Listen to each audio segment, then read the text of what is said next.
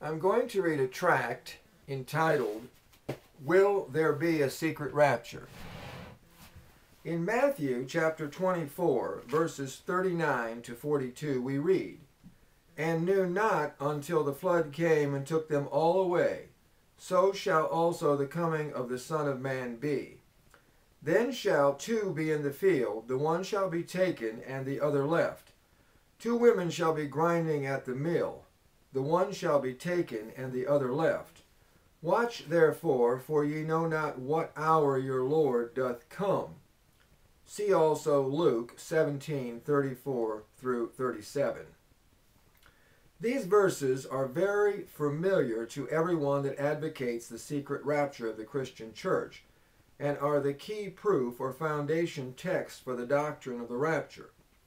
The verses are used to show that Christians will not have to go through the great tribulation at the end of the age.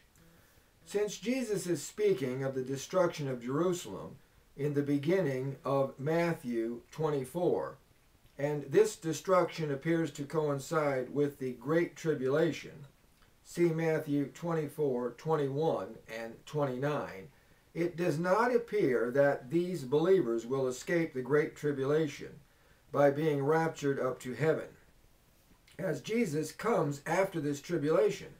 See Matthew 24, verse 29, but will escape it another way, as I will show. The verses quoted in Matthew 24, 40 and 41 also show that 50% or one half of the people are taken away. Then shall two be in the field, the one shall be taken and the other left. Two women shall be grinding at the mill, the one shall be taken and the other left. You may wonder why I am emphasizing one half, but read on. Now, this is a great mystery, because no one that I know of believes that 50% or one half of the people on the earth or in Jerusalem at the time of this supposed rapture will be saved. So I ask the question, where will 50% or one half of the inhabitants of Jerusalem be taken?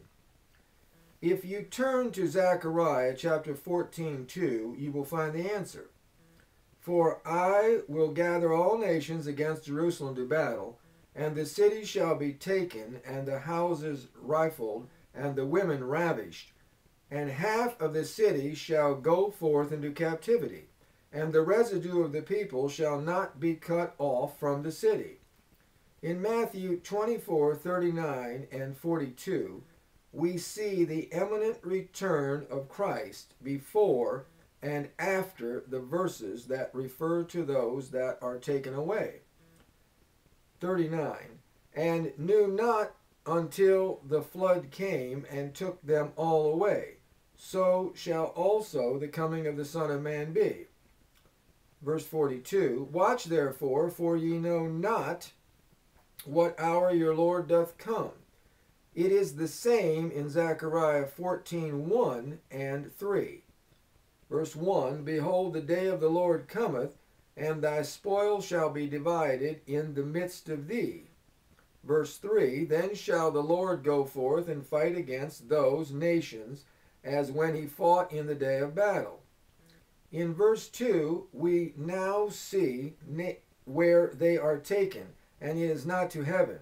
Half or 50% of the city shall go forth into captivity, and the other half or 50% shall be left in the city.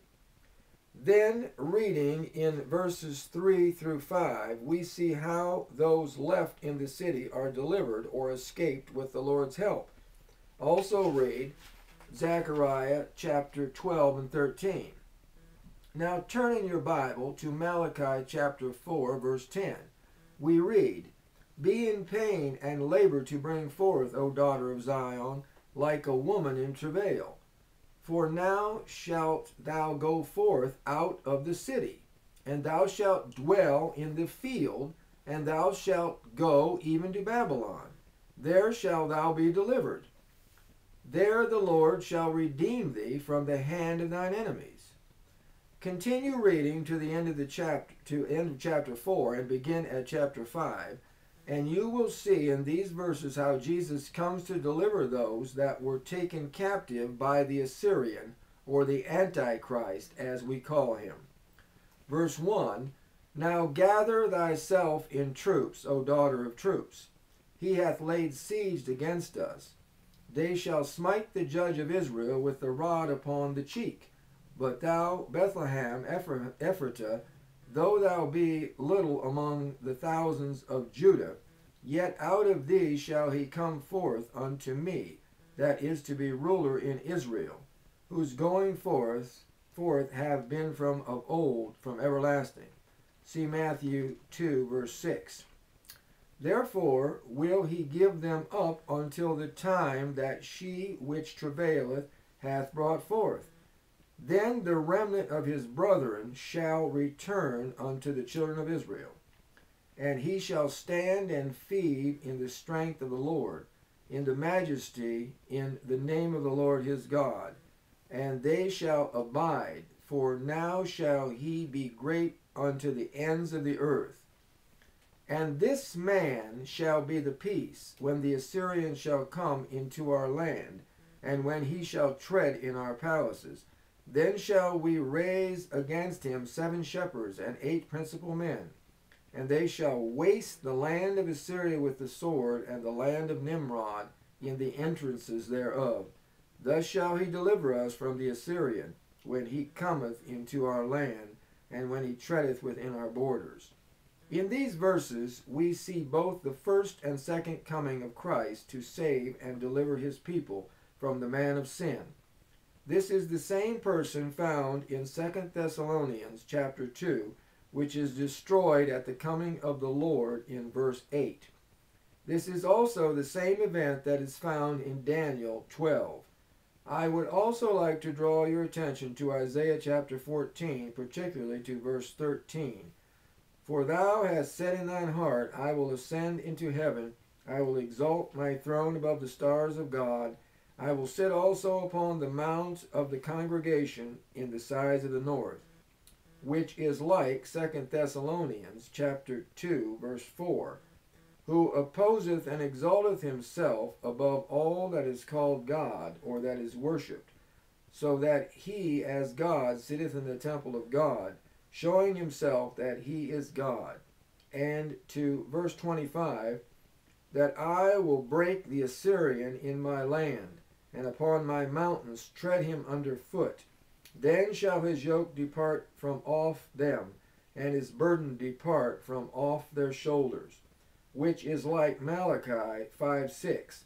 And they shall waste the land of Assyria with the sword, and the land of Nimrod in the entrances thereof. Thus shall he deliver us from the Assyrian when he cometh into our land, and when he treadeth within our borders. Again, the same person is revealed in the prophetic words of Isaiah and in numerous other passages of the book of Daniel. Read all of Daniel chapter 7 and Daniel 11, 36 to 39. The end.